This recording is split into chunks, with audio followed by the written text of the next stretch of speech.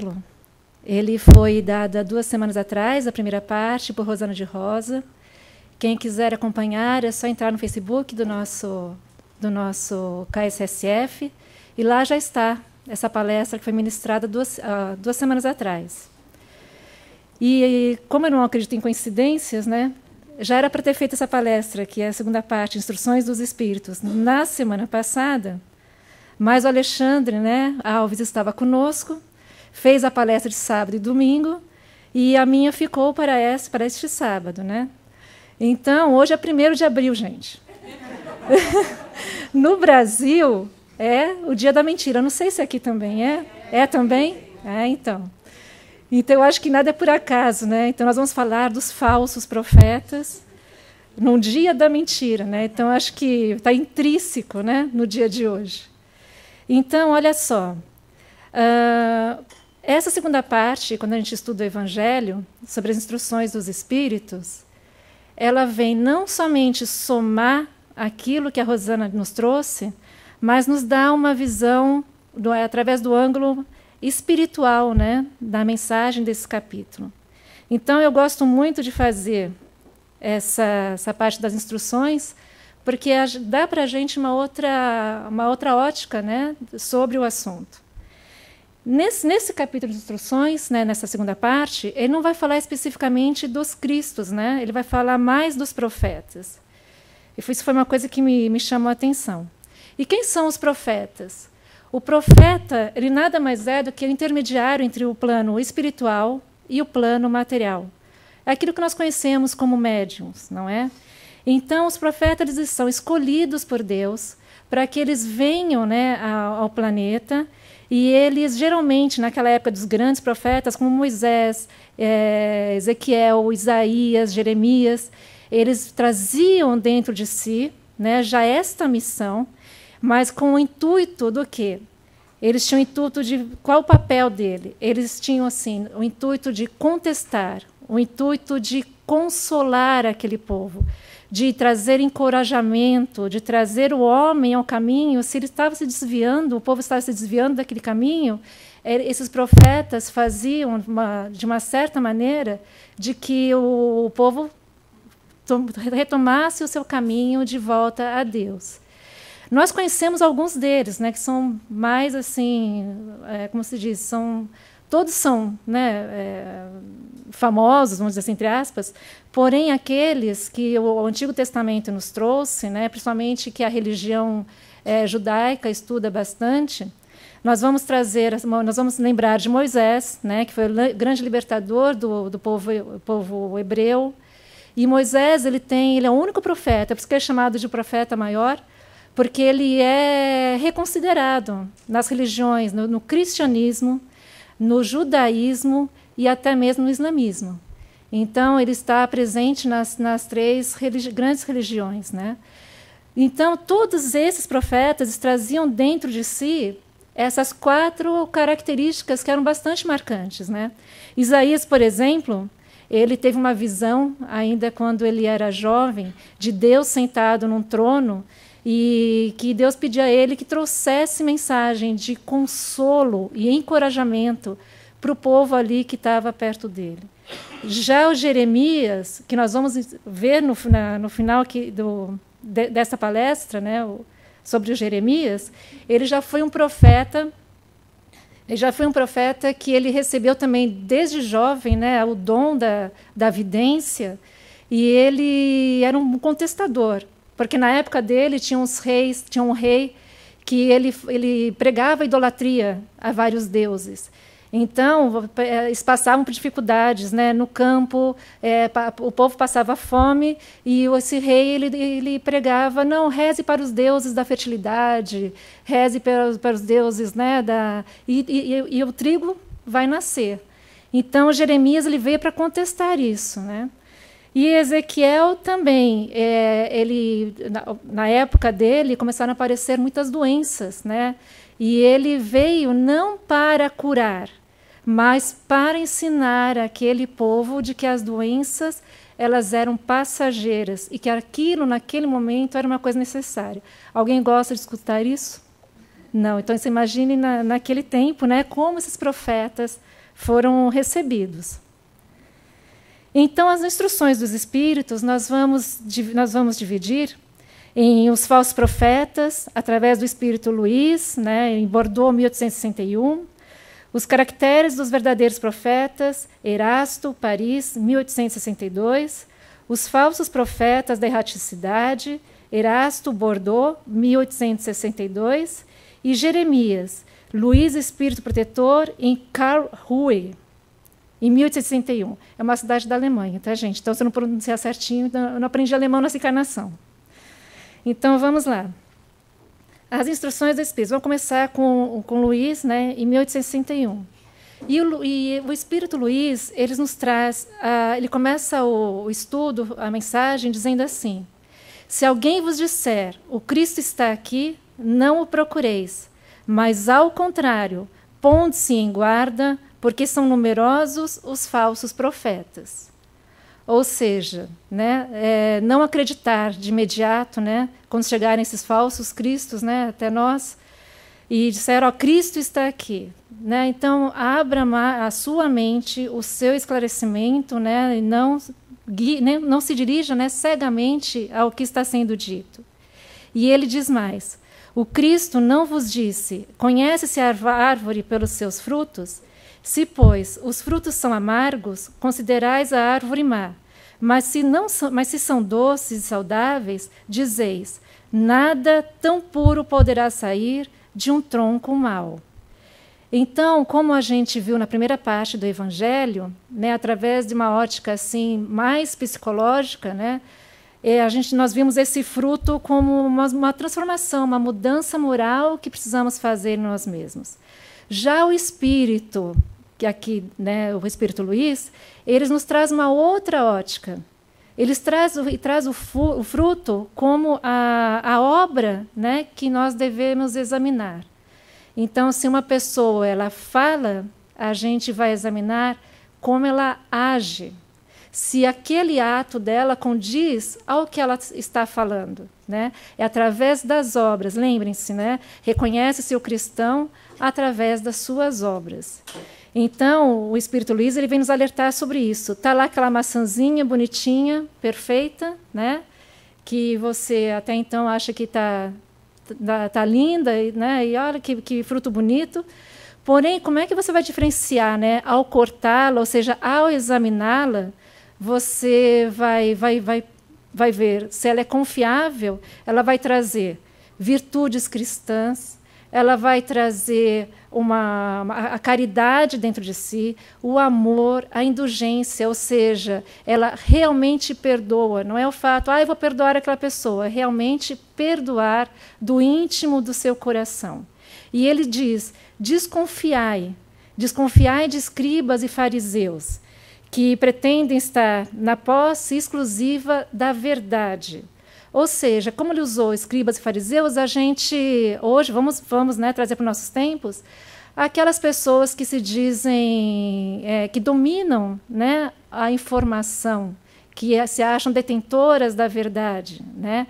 A essas pessoas, como os fariseus, né, e os escribas na época, né, eles sabiam escrever, sabiam ler, né, e, ao contrário da grande maioria de ignorantes, eles não forneciam essa informação, né, quanto menos as pessoas fossem esclarecidas e informadas, melhor, até hoje, né, assim, né, melhor para esses falsos cristos, porque quanto menos você se esclarece, menos você tem acesso à informação e menos você vai o quê? Questionar aquilo que está sendo falado. E ele diz, lembrai-vos de que cada criatura traz na fronte, mas, sobretudo nos atos, a marca da sua grandeza ou da sua decadência. Fronte, aqui a gente entende como consciência. Né? Nós trazemos na nossa consciência, né, as leis divinas, trazemos na nossa consciência, mas, sobretudo, nos nossos atos. E é isso, esse fruto que a instrução, né, nos traz para esse estudo. E ele diz, aquele Cristo envia para propagar, aqueles que Cristo envia para propagar sua santa doutrina, só um minutinho, gente.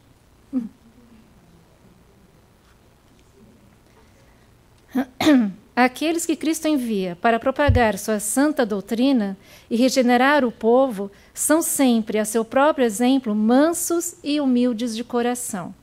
Então ele diz, aquele que é orgulhoso, aquele que é vaidoso, como que ele vai pregar, né, se ele não é humilde, né, como que ele vai passar o exemplo, o modelo, como Jesus foi, um exemplo, um modelo para nós. O Douglas está aí? Douglas, eu vou te pedir um favor. Você pode trazer aquela água especial para a gente colocar aqui na frente? Obrigada.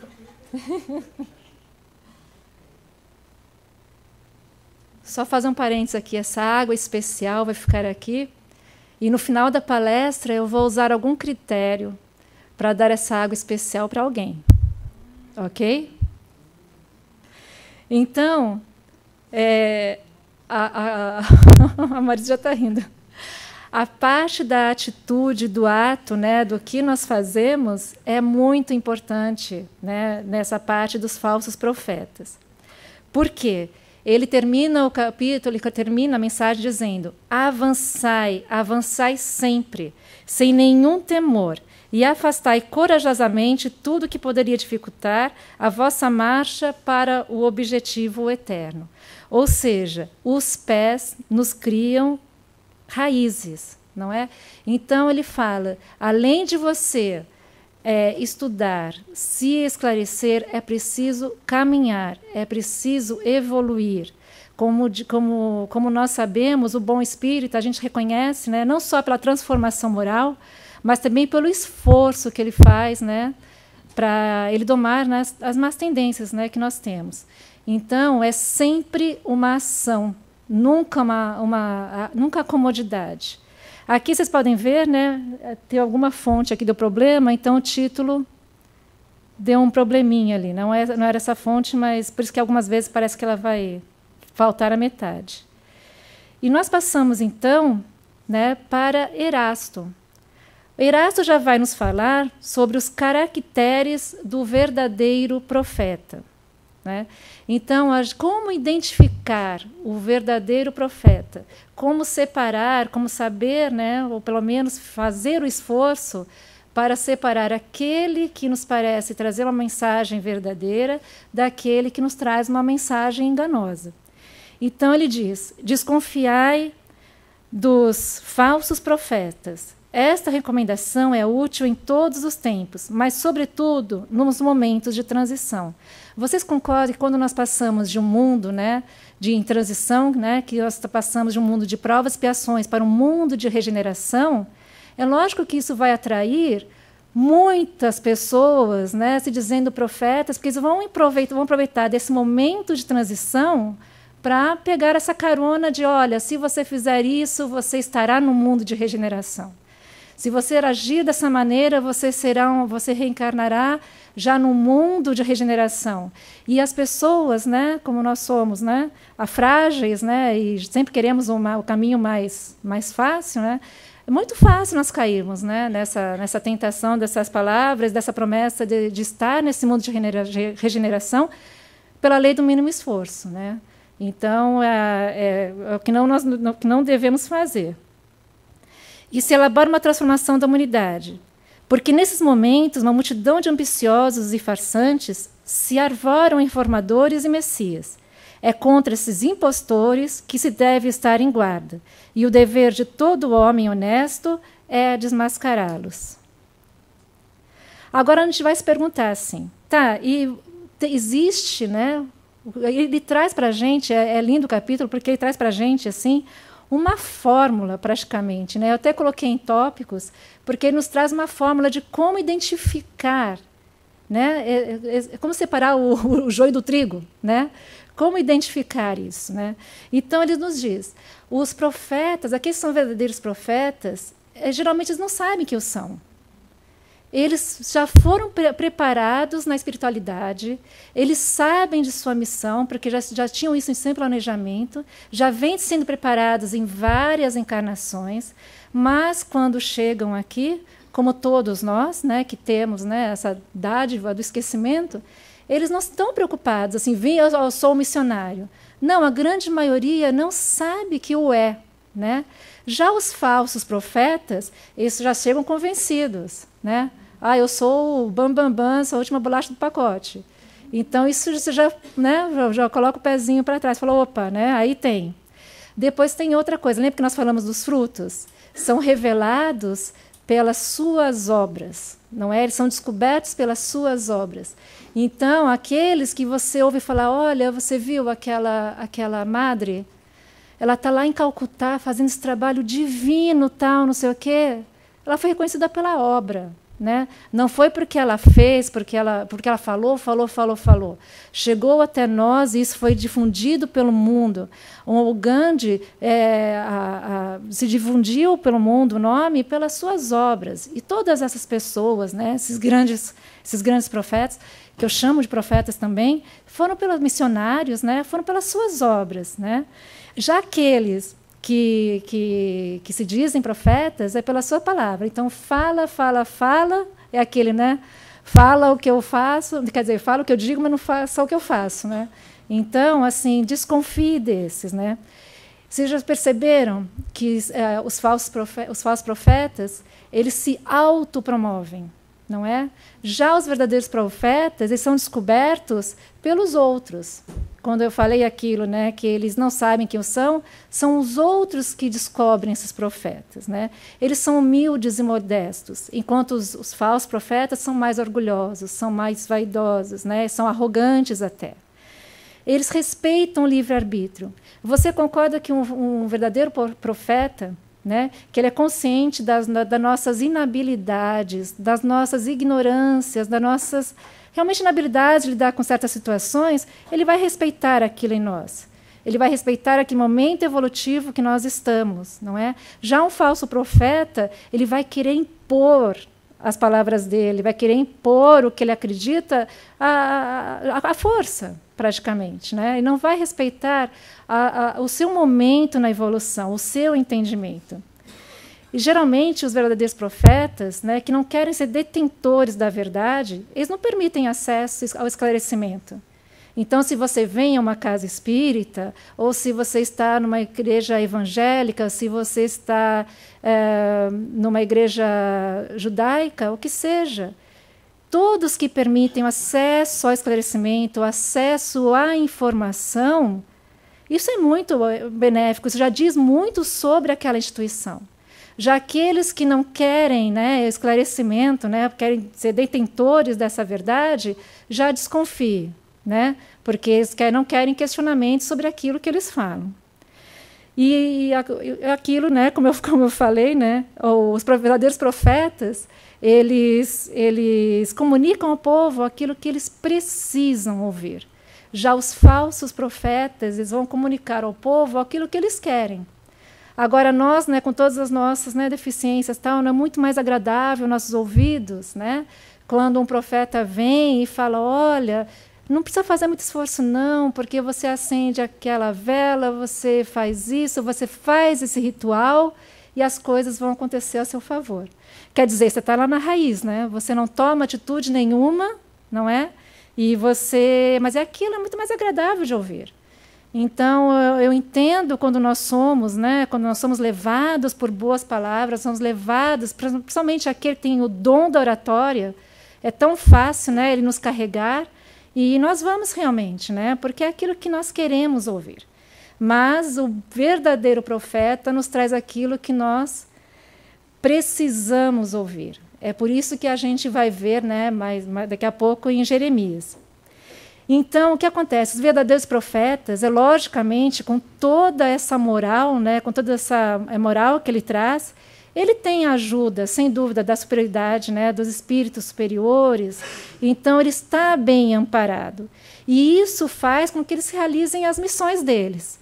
Já um profeta falso, você concorda que, como ele não tem uma moral, ele raramente consegue, né, ele cumprir alguma missão. Decente, pelo menos, né? Porque ele está desamparado. Aliás, ele acredita que ele nem necessita, né, da ajuda. O ego é maior, exatamente. Então, ainda sobre os caracteres, ele diz: não se confia ao comando de um exército, senão ao general hábil e capaz de o dirigir? Acreditais que Deus seja menos prudente que os homens? Então ele diz, né, quando você manda um general para uma batalha, é lógico que você vai mandar aquele homem mais preparado, né? Você não vai mandar uma pessoa que não tenha preparo algum, né, para a batalha. Então ele fala, imagina Deus, então, né? Então esses grandes missionários são pessoas, são espíritos extremamente, né, preparados. Muitos deles sabendo que vão passar por momentos dificílimos, não é?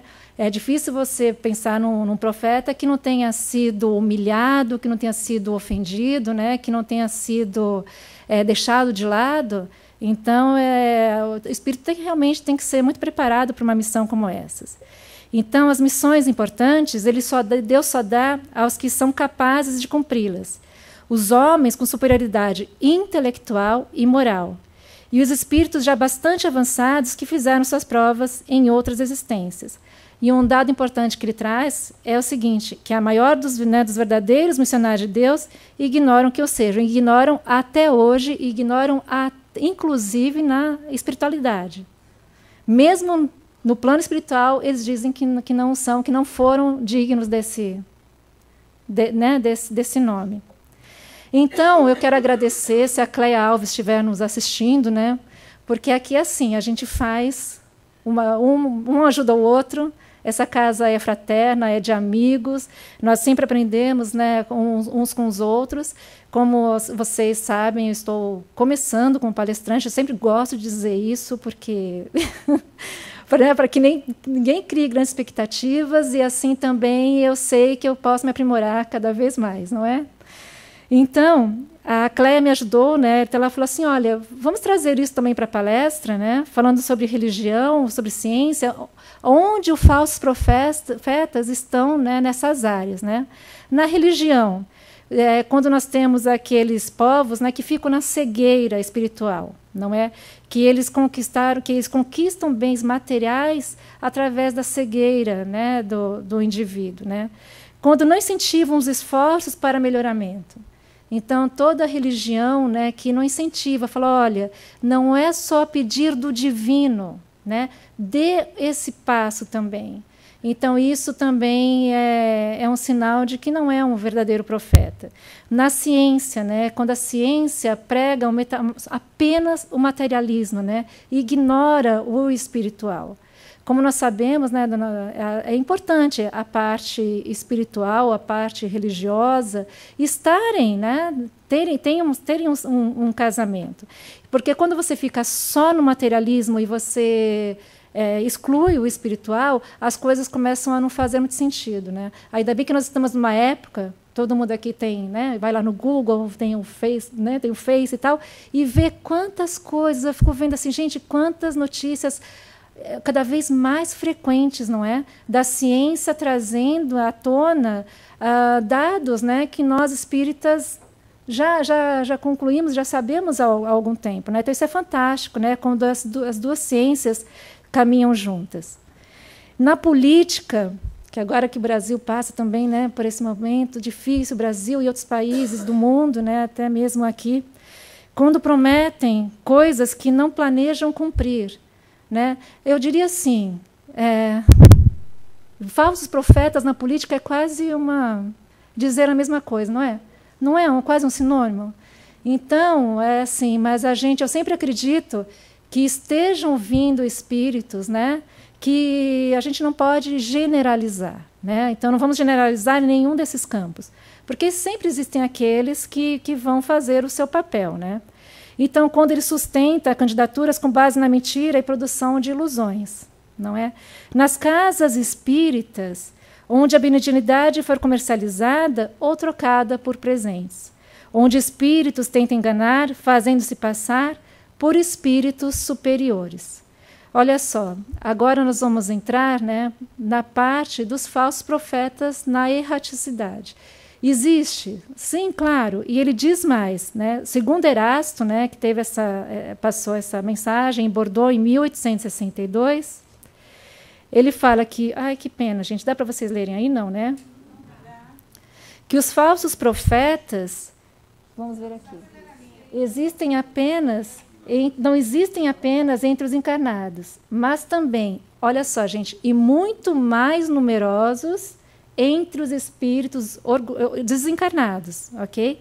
Espíritos orgulhosos que, fingindo amor e caridade, semeiam a desunião e retardam o trabalho de emancipação da humanidade, impingindo-lhe os seus sistemas absurdos através dos médiuns que os servem. Nós, né, que trabalhamos numa casa espírita, nós sabemos, né, o quanto isso pode acontecer, né, como isso é comum até de acontecer.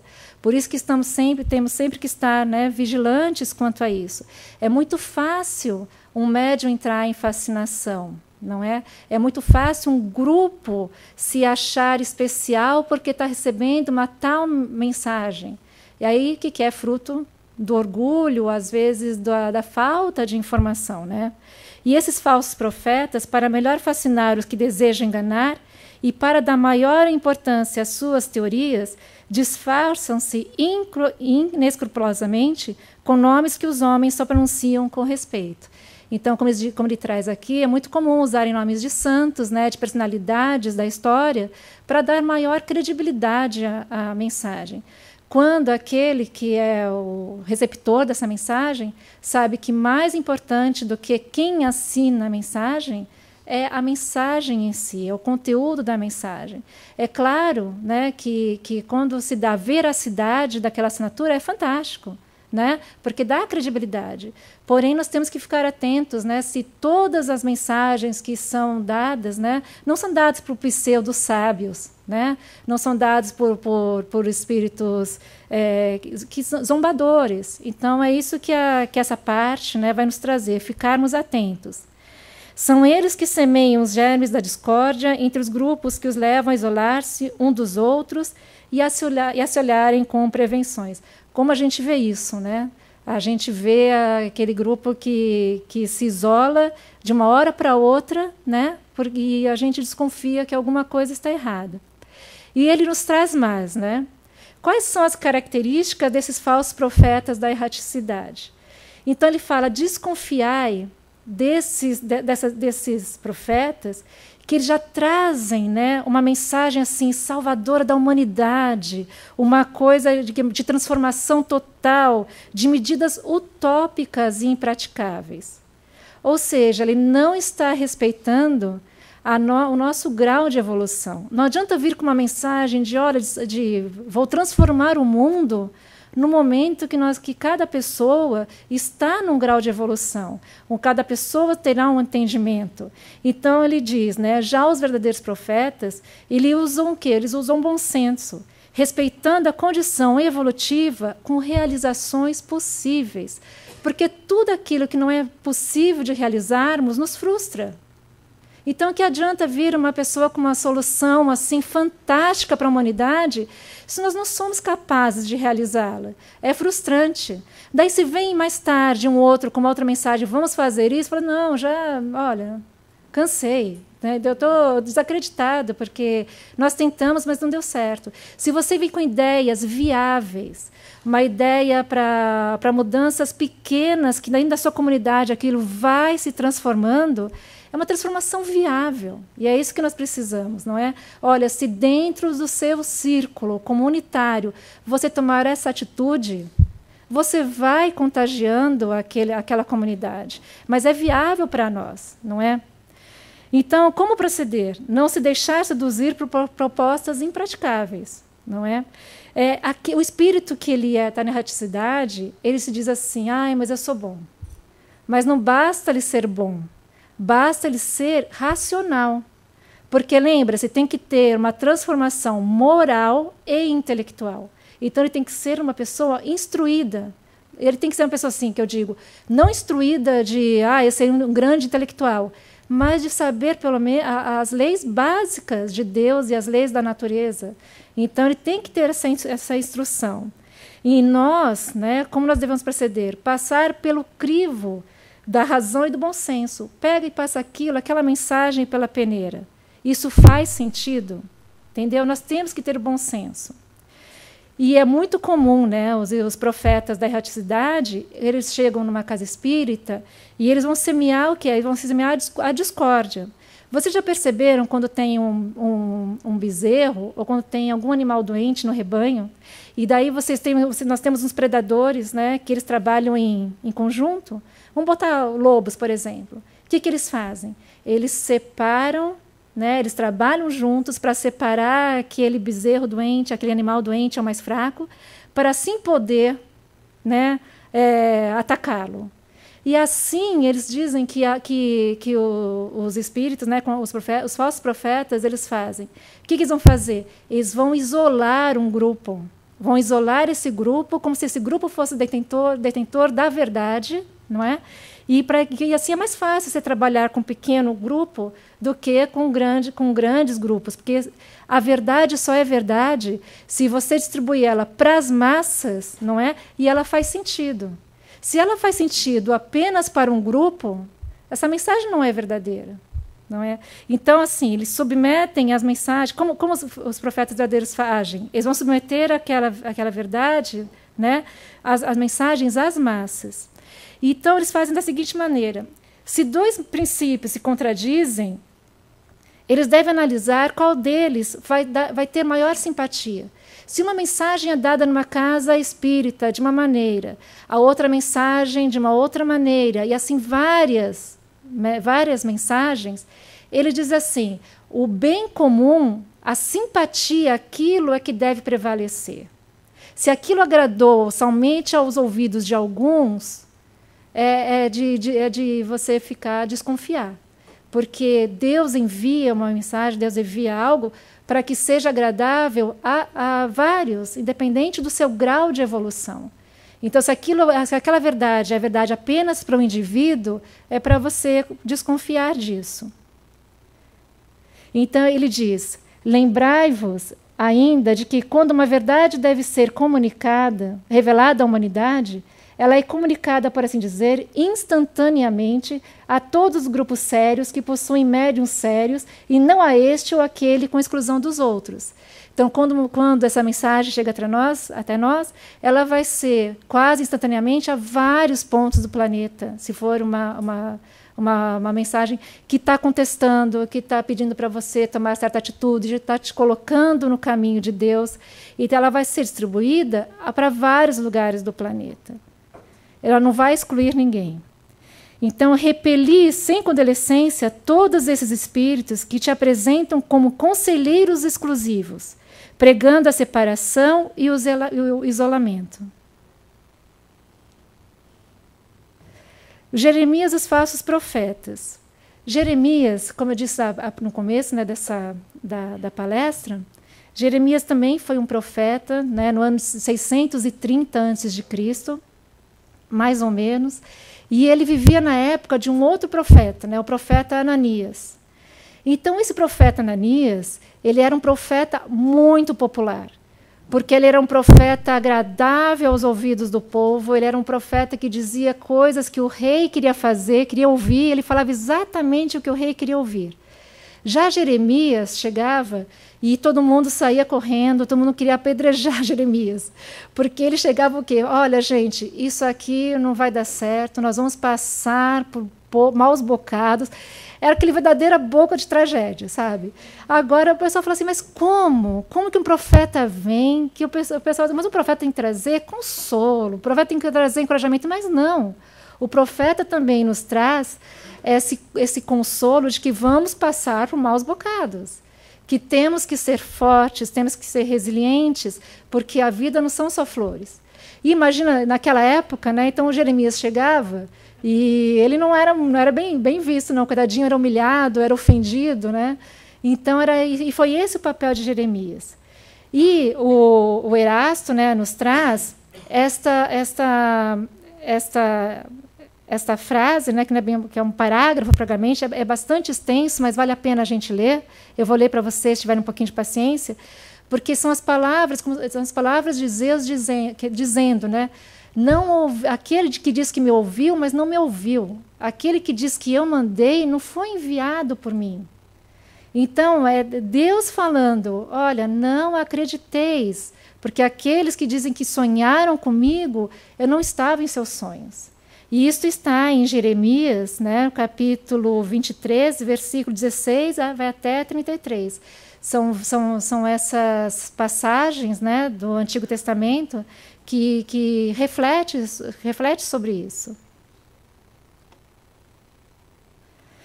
Então, aqui, né, como eu já falei, né, entre Jeremias, né, e Ananias, ele falando, né, sobre os falsos profetas.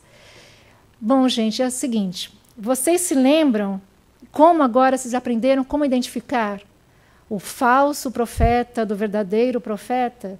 Isso parece que ficou muito evidente para a gente. Mas é muito fácil, né? Parece tão fácil. Mas a gente vai ter um exemplo aqui, olha, de um homem que pegou uma nação destruída, que recuperou a sua economia, que devolveu o orgulho ao seu povo. Em seus 4 primeiros anos de governo, o número de desempregados caiu de 6 milhões para 900 mil pessoas. Este homem fez o produto interno bruto crescer 102% e a renda per capita dobrar. Aumentou os lucros das empresas de 175 milhões para 5 bilhões. Meu Deus, que homem é esse? A gente quer agora, né, governando, não? Maravilha, né? E reduziu uma hiperinflação ao máximo 25% ao ano. Este homem adorava música, pintura e poesia. Ai, que criatura bela, né? E quando jovem, imaginava seguir a carreira artística. Ele pintava muito bem, escrevia poesias. E era vegetariano também. Daí tinha essa maçã bonita, esse fruto bonito, tal, e quem era? Né? Então, a gente vê, né, por aí, né, aqueles frutos, né, que até nos trazem alguns benefícios. Quando a pessoa vai, né, e encontra numa religião, gente, todas as religiões trazem consolo, trazem encorajamento, né? Não é verdade? Então, assim, a melhor religião é aquela que fala melhor ao seu coração.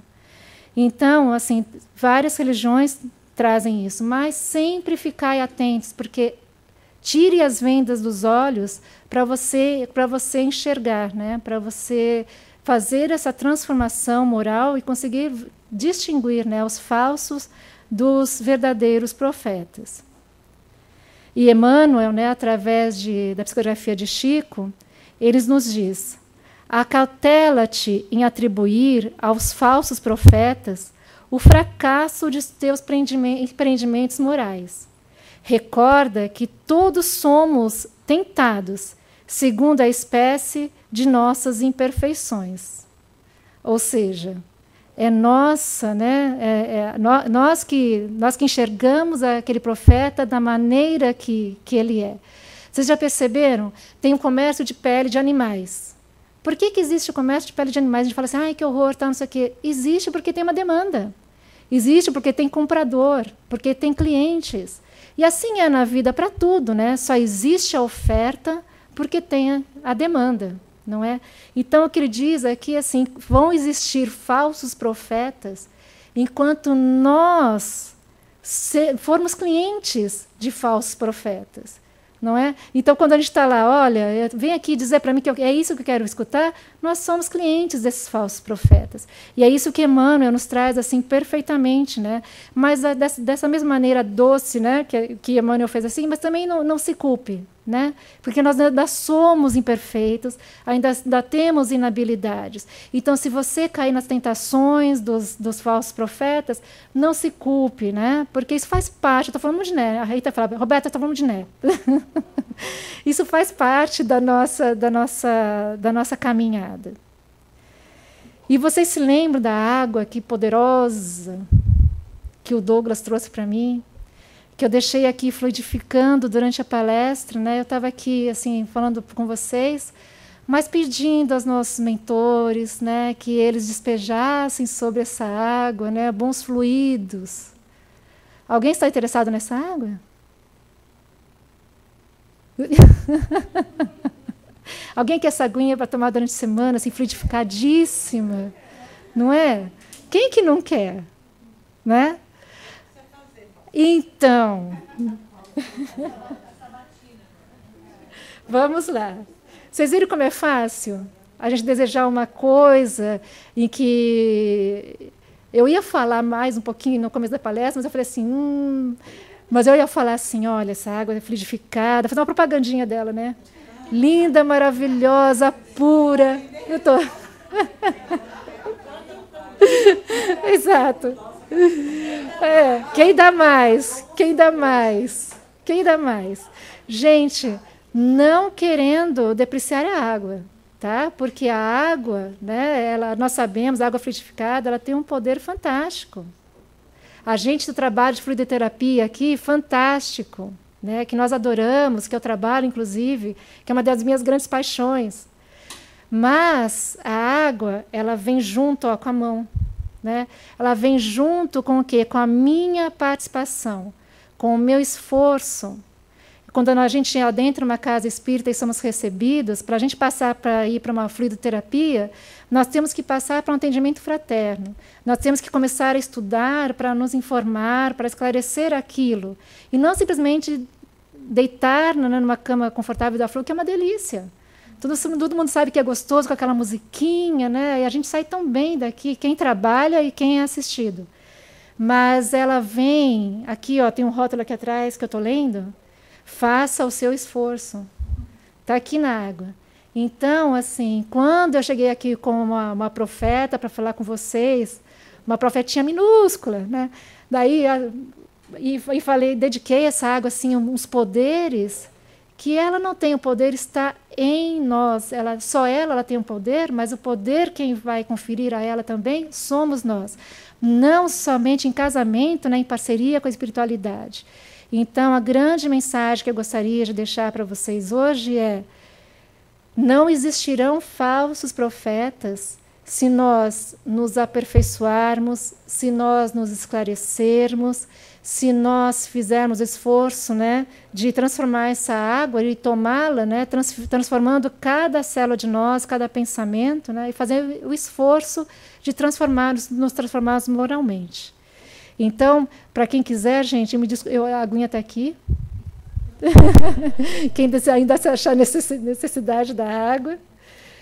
E eu queria agradecer muito a presença de vocês, agradecer os internautas, né, que pacientemente nos assistiram, o sorrisinho ali fofo da Aline, da Marisa, que me convida, e quando eu estou ali abrindo o schedule, né, das palestras, eu tenho meu nominho lá, falei assim, nem me avisou, já está lá.